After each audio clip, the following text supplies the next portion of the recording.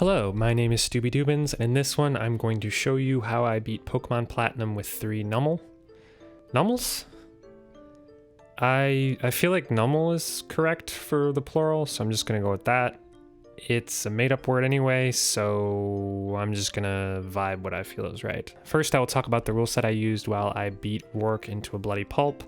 I will stay below the level cap of each gym leader's ace, because what's the point of trying if I could just pump my Numel with steroids and raise them all to level 100. Also, I'm going to give my Numel their final learn stats rather than waiting for them to learn them via level up or TM. This makes the early game a bit easier than it should be, but it stops relatively quickly because they're Numel. Also, I'm going to be giving my Numel moves that they learn at some point across the generations. For example, Numel doesn't learn Curse in Gen 4, but it does in Gen 8, so I gave it Curse. Because again, it's a Numel. So why Numel?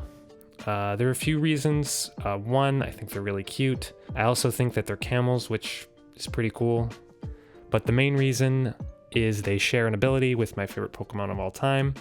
The Pokemon is Bidoof, and the ability is Simple. Simply, doubles the stat changes that occur to its user. So, a move like Amnesia, which gives a +2 special defense normally, would give +4 special defense with a Pokemon with the ability Simple. It's a really powerful ability that is balanced by the fact that they only gave it to Bidoof, Bibarel, Numel, Swoobat, and Woobat. This ability is what allows Numel to take big hits by setting up quickly and deal massive damage back. Well, massive damage for Numel. This is much needed when you consider Numel's 305 base stat total, and the fact that there is a water-type gym leader that is 4 times effective against my Camely boys. Another thing I really like about Numel is its access to utility moves, like Sunny Day, Will-O-Wisp, Charm, and Covet. This will allow my utility camels to weaken opposing Pokemon and then switch into my Sweeper Numel to clear teams. The main issue with Numel is its horribly low base stats, its pretty bad speed, and its lack of speed control. So I'm going to have to work really hard to make sure my Numel aren't getting O-code every time they switch in, and that they can take hits when they do switch in, because they're not outspeeding anything. So let's see how I did. I didn't need to narrate the first 2 gyms because it was just setup sweep with 1 Numel. Third gym was actually the first test for my camels. The reason being is it is a ghost gym where all 3 Pokemon have the ability Levitate. This means my physical Numel, which use Return and Earthquake, are completely walled by Fantina's gym. Would be really nice if Numel learned a physical fire type move at this point. Maybe something like Flame Charge that could also up its speed. Doesn't. Oh well. So for this one, instead of setting up with my physical Numel, I stall with my special Numel. So I use a Toxic Straw strat, which to save time and sanity of the viewer, I sped up to 2 times speed. For my main Numel, I ended up going with Amnesia, Toxic, Protect, and Flamethrower. 2 of Fantina's 3 Pokemon are purely physical, but I am more worried about her ace, Miss Magus, which at this point of the game is very strong and purely special.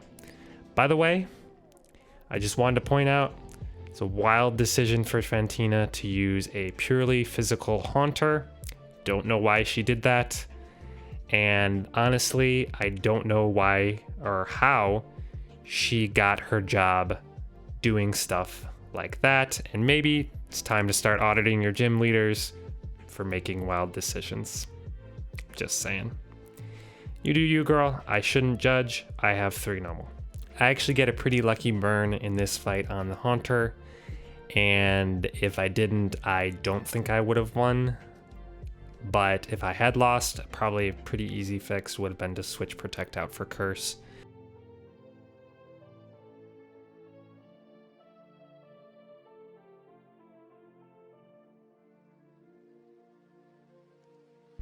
Next up is Mayline. Her gym is pretty easy. I ended up going with Physical Novel with Earthquake, Curse, Will-O-Wisp, and Protect with leftovers. The Meditite has Fake Out, so I want Protect to block it and not give her any free damage. If I were being smarter, I probably would have EV'd my Numel to outspeed her Meditite so it couldn't get off a Drain Punch before I burnt it. And also, if I were smarter, I probably would have hit the first Will-O-Wisp. It didn't end up mattering and was a first try victory, but it ended up being a lot closer than it probably should have been. Her gym puzzle for children ended up giving me much more trouble than the battle itself. Thinking about it, I feel like I would actually put this one up there with Gen 1 Watson, which is just randomly pressing buttons, and Gen 3 Flannery as my least favorite gym puzzles. Speaking of EVs and IVs, my Numel have all been genetically engineered to have perfect IVs and natures that I have chosen. I changed their EVs throughout the run based off of what I ended up needing for a particular fight. That could be just enough speed EVs to outspeed for a utility Numel, or enough attack IVs to OHKO an opponent for a setup Numel. I mainly wanted to make clear that they do end up changing, and I do not remember what they are. And now that we are properly set up, the sweep is on. This ended up being way closer than I expected, but Samuel ends out pulling it out in the end.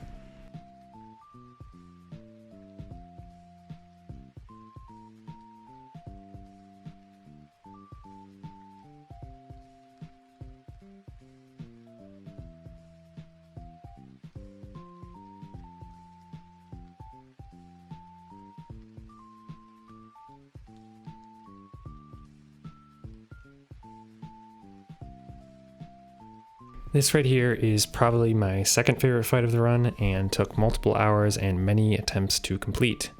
For my setup camel, I use a combination of Will-O-Wisp and Sunny Day to cut the Gyarados' damage output. Will-O-Wisp cuts their attack by half, and Sunny Day cuts damage by water attacks by half also. For this fight, I gave Lucas speed AVs so it can outspeed Gyarados and set up the sun before it can move. The Gyarados has a 50-50 chance to either use Brine or Waterfall. The reason being is because it sees the one shot with either move, so it just rolls the dice and picks one. This is why I go for the Sun rather than the Burn, because I am hoping it will roll Brine, because Brine after Sun doesn't one-shot my Numel, but Waterfall does. So I'm able to get off both the Sun and the Burn, but I don't want to set up with my Sweeper Numel yet, because, as you can see, Gyarados still does a lot of damage. Next, I let the Sun expire so I can set it back up with David and her Heat Rock. This allows me to maximize my stun turns and finally set up with my Sweeper Camel, which is running Curse, Amnesia, Protect, and Return. Why am I running Return over Earthquake? We may never know.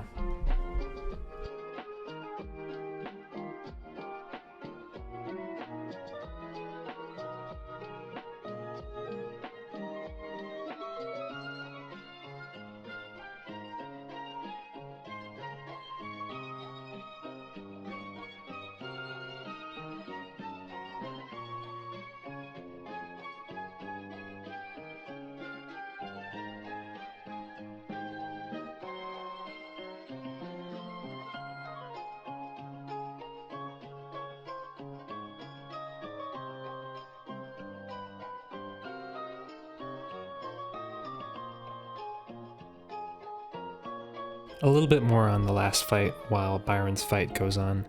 First, I wanted to show the calc on how much damage Brine does from Floatzel on my Numel. Here it is on the screen. These are all the possible rolls that Brine could have done. As we can see, it is doing 64 to 76 damage. My Numel has exactly 65 HP, which means that if Crasher's Floatzel had rolled any higher, my Numel would be gone. Also, thanks to my leftovers, my Numel's HP was pushed over half, where the power of Brine isn't doubled.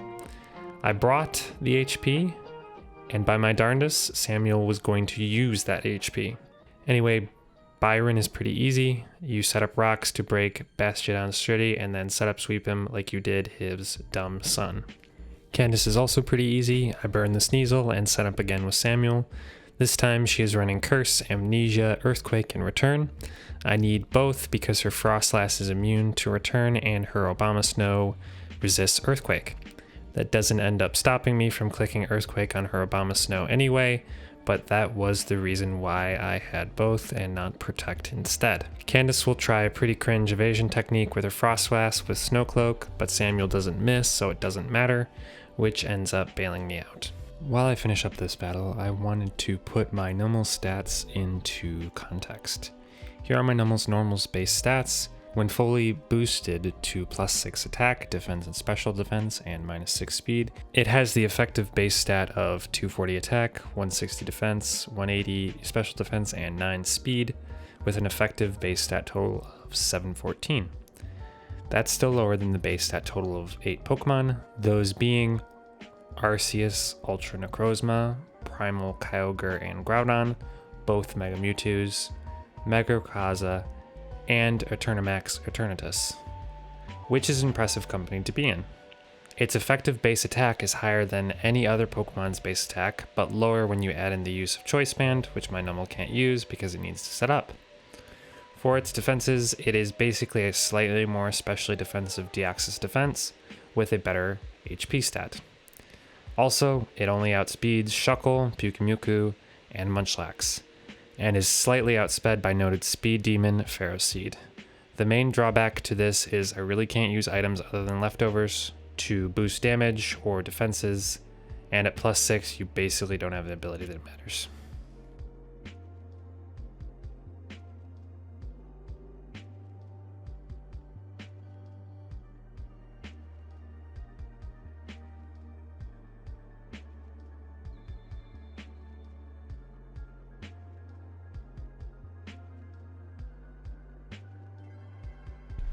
Last up is Volkner, who's probably the easiest of the gym leaders.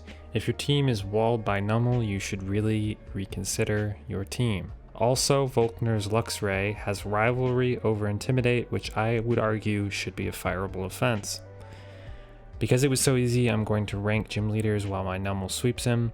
I would put at number 8, Volkner, number 7, Byron, number 6, Byron's Dumb Son, number 5, Gardenia, mainly because of her Roserade, number 4, Candace, mainly because of her Evasion Cheese, number 3, Mayline, because I don't know, number 2, Fantina, because she walls my physical Numel, and number 1, obviously, Crusher Wake.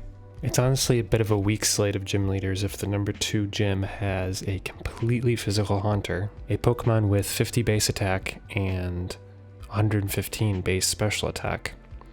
I mean, she's clearly trying to sell her TM Shadowclaw, but does she really have to make it so obvious that that's what she's doing? I have to hope she's getting a pretty big kickback from Big TM to make it worth it.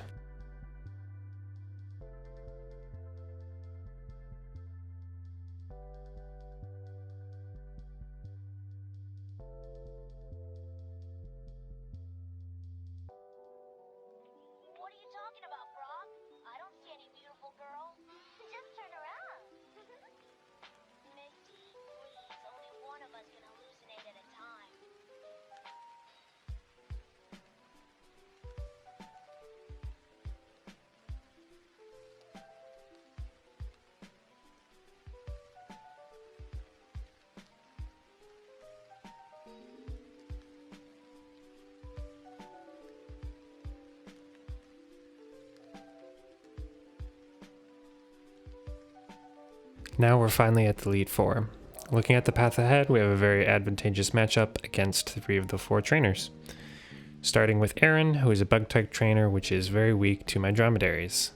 He opens up with a Hax-laden Yanmega set with Double Team and Air Slash. One raises its evasion, causing me to miss, and the other flinches me, causing me to pull my hair out. I open with burning the Yanmega with Adam, and then switching to my Sweeper Camel Samuel. I hope to be able to set up with Samuel fully before the Yanmega falls into healing range, which would heal its burn.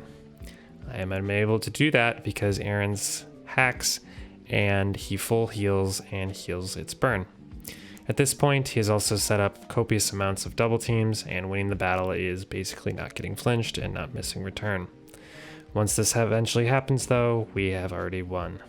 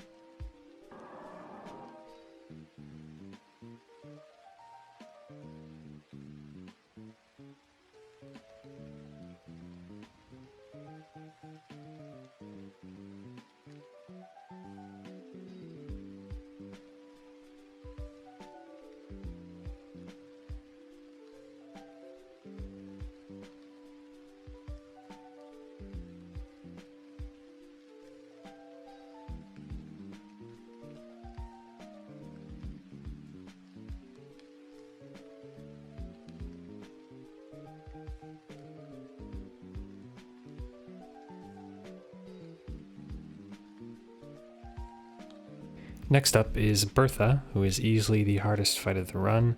It is so hard that I have to use all 3 of my camels, which is the first time I've had to do this in this run. She opens up with Whiscash, and I open up with Lucas, who is a max special attack, max speed, Numel with earth power. I cannot set up on the Whiscash because it is a mixed attacker and has multiple moves that will one-shot my camels. I decide to sacrifice Lucas and do some chip on the Whiscash, leaving it in range for my next camel, Adam.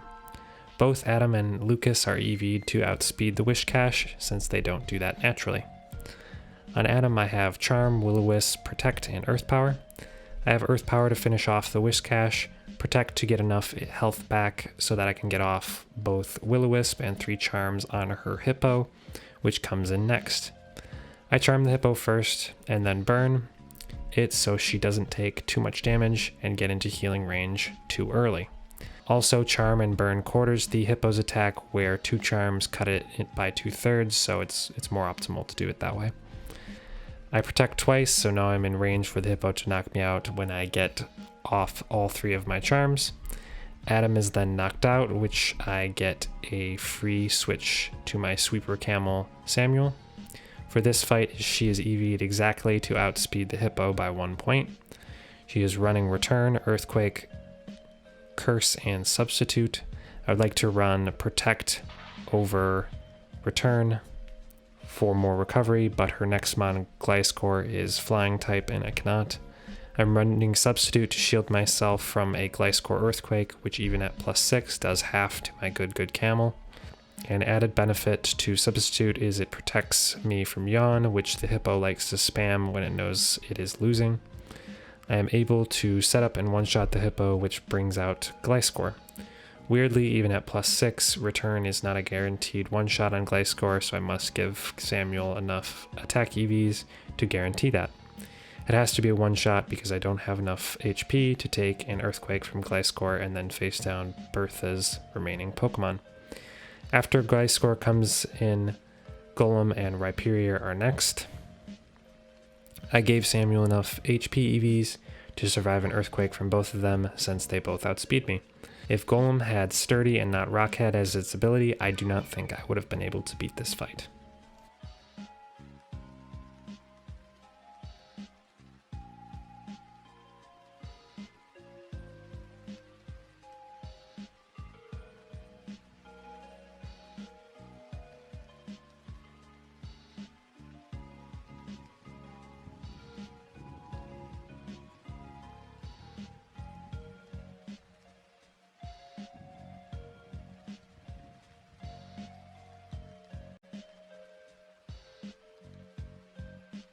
After that titanic fight, we have Flint, a clown who calls himself a Fire-type Elite Four member who doesn't have any Fire types, but this time he does.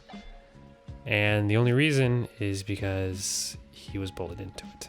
This is another pretty easy setup sweep, so I'm going to skip over talking about it, and instead I'm going to skip ahead to the championship fight with Cynthia. I'm going to start by pulling her team up. Her team is brutal. And I don't want to say that Cynthia made a counter team for Numel, but it kind of looks like she did. She's got 2 water-type move users in Togekiss and Melodic, the second of which will tank any attack, even at +6, and 1 Garchomp who outspeeds my entire team, unless I'm max speed with a Choice Scarf. And also, 2 shots my entire team, even when I'm at +6. This means that I can't set up on Spiritomb, because if I do, the Garchomp is going to do too much damage, and I can't survive multiple water-type moves. So this means instead I must set up on the Garchomp, and lower its damage output so I can survive any of its attacks. That means, first, I must lower Spiritomb's special attack with Covet, and sacrifice my first Numel, because I already has taken too much damage, and go into my second Numel, which I will again set up to max defenses and one-shot that Spiritomb. Then the Garchomp comes out, and like I said, does about half to my +6 Numel. This allows me to get off a Charm and a Burn before my Numel goes down. This then allows me to set up with my third Numel. The issue with my third Numel is I'm still taking a decent amount of damage, and I can only get so much back because I can't run Protect. So I finally beat the Garchomp, because I will. And I'm +6 special defense. And then the Togekiss comes in. It is threatening with Water Pulse. Well, that does some damage. And return is a roll to one-shot. Next, the Melodic comes in. And is threatening with Surf. And that does even more damage. And now my poor Numel doesn't have any HP left. Well, what if I set up the Sun? Would it be possible then? The issue with that, though, is Garchomp has Flamethrower. And I'm not lowering its special attack, so Flamethrower is doing a decent amount of damage in the Sun. And I only have 8 turns to work with Heat Rock. Setting up with a Numel takes 5 turns. It takes 1 turn to switch. It takes 1 turn to knock out the Garchomp. And then takes 1 more turn to knock out the Togekiss. So the Sun leaves, and then the Melodic comes in. And I'm still getting one shot. So this is a very long-winded way to say I was not able to figure it out. Couldn't beat Cynthia without a level cap of 62 with 3 Numel. She just had too much firepower for my poor camels. So instead, I raised the level cap for my Numel, and this was barely enough to beat her. In the champion fight, you will see I do give my Numel spikes, but I don't think it was necessary, and I gave it to them when I was still trying to beat her at level 62. If there was someone I had to lose to the run to, I was glad it was her and her Numel counter team. I'm done talking now. I hope you enjoy the rest. With the chill beats, goodbye.